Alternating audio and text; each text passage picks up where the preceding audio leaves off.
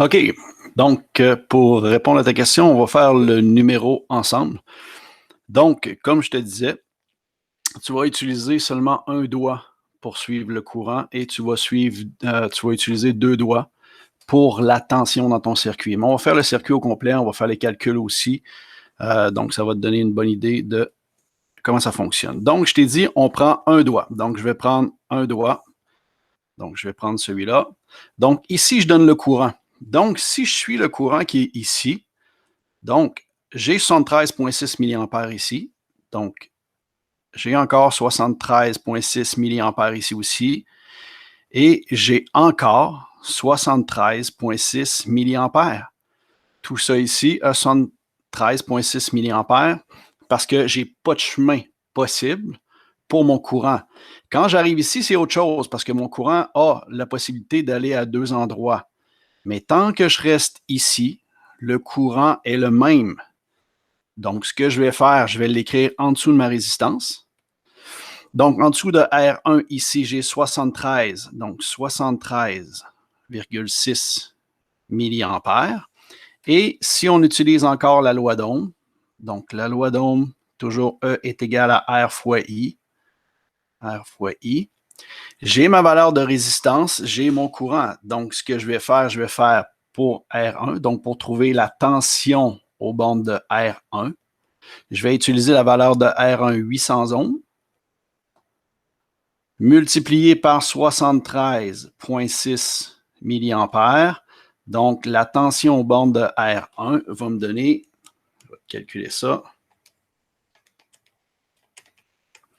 58,88 volts. Donc, ma tension, je vais aussi l'écrire ici, 58,88 volts.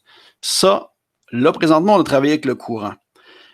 Est-ce que je peux travailler encore avec le courant? Donc, quand tu arrives dans ton circuit, est-ce que je peux travailler encore avec mon courant? Donc, j'arrive ici, j'ai encore 73,6. Rendu ici, je vois que mon courant a 2 possibilités. Donc, pour savoir mon courant total, c'est divisé comment dans les 2 branches? Ça me prend au moins une des 2 branches. Et dans ce cas-ci, j'ai aucun courant qui est donné dans mes 2 résistances qui sont ici. Donc, j'arrête de travailler avec le courant, je vais plutôt travailler avec la tension. Donc, si je travaille avec la tension, c'est 2 doigts. Parce que quand je vais vérifier une tension dans mon circuit, je dois mettre mes 2 probes de multimètre et de vérifier la différence entre 2 points. Donc, c'est ce que je vais faire. Je sais qu'ici, aux bornes de mes 2 doigts, j'ai 80 volts. Donc, tant que je ne dépasse pas de résistance, j'ai toujours 80 volts. Donc, si je laisse mes doigts comme ça, je ne dépasse pas de résistance. J'ai encore 80 volts ici. Je peux aussi déplacer celui-là ici. Jusqu'ici, je n'ai pas dépassé de résistance, donc j'ai encore 80 volts aux bornes de mes 2 doigts. Je vais déplacer ce doigt-là ici. J'ai aussi 80 volts à ces bornes. Donc, je vais retourner ici.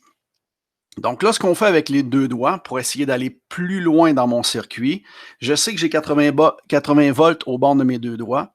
Donc, si je prends ce doigt-là et que je dépasse la résistance qui est ici, donc je vais un peu plus loin, je vais dépasser ma résistance. Donc, j'étais ici, j'ai 80 volts, et là, je dépasse ma résistance. Donc, si je dépasse ma résistance, je dois enlever la chute de tension qui est à ces bornes. Donc, ici, quand je suis là, j'ai 80 volts. Donc, aux bornes de mes 2 doigts, j'ai 80 volts. Et là, je vais déplacer mon doigt de l'autre côté de cette résistance-là. Donc, dès que je dépasse une résistance, je dois enlever, sa tension parce que, étant donné que je l'ai dépassé, je suis rendu un peu plus loin. Donc, je suis obligé de réduire ma tension. Et ça veut dire qu'au bord de mes 2 doigts maintenant, j'ai 21,12 volts. Donc, 21,12 volts à ces bornes. Entre mes 2 doigts, donc entre mon doigt ici et mon doigt ici, j'ai 21,12 volts. Donc, si je rapproche mon doigt sans dépasser de résistance, ça veut dire qu'ici, aux bornes de ma résistance R2, j'ai 21,12 volts. Et là, si on fait l'exercice un peu plus loin, je peux prendre mon doigt et le déplacer encore une fois et le mettre ici. J'ai encore 21,12 volts. Je n'ai pas dépassé d'autres résistances.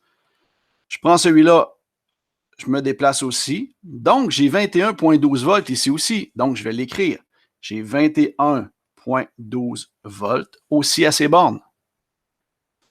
Donc, maintenant que j'ai ça, si je regarde aux bornes de ma résistance 2 ici, j'ai deux valeurs. Donc, si j'ai deux valeurs et que j'utilise ma loi d'Ohm ici, je peux trouver ma troisième valeur. Donc, j'ai ma tension, 21,12 volts, divisé par ma résistance qui est de 550 ohms.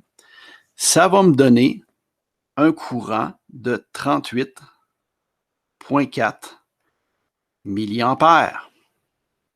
Donc, j'ai les trois valeurs ici. La puissance, on ne la calculera pas. Il reste à multiplier la tension et le courant. Donc, je vais te laisser le faire par la suite. Là, maintenant, aux bornes de ma résistance 3 ici, j'ai seulement la tension. Donc, si j'ai seulement une valeur, ça m'en prend absolument une autre pour être capable de continuer mon calcul. Donc, ce que je vais faire, la tension, j'ai déjà trouvé, donc je n'ai pas besoin. Je vais travailler avec le courant maintenant. Donc, je vais enlever un doigt. J'utilise seulement un doigt. Je pars d'ici. Donc, je pars d'ici, parce que je suis parti d'ici, j'avais 73,6 milliampères. 73,6 milliampères. Rendu ici, mon courant va se diviser dans les deux branches. Donc, il va descendre ici. Il y a une partie qui descend là et il y a une partie qui descend ici.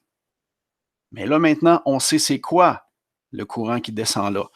Parce que la première partie qui descend ici, on la connaît, j'ai 38,4 milliampères.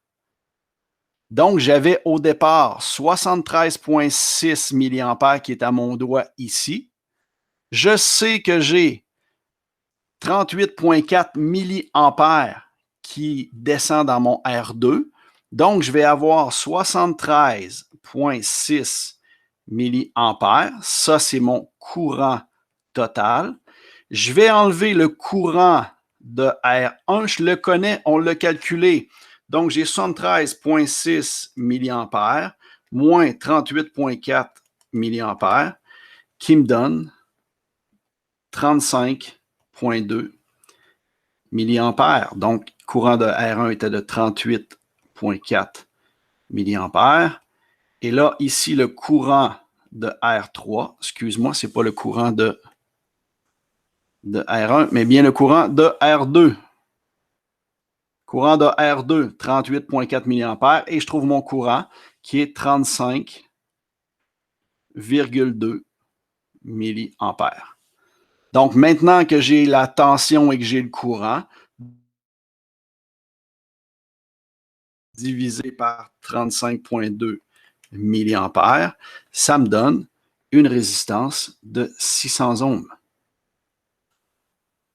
Et c'est tout.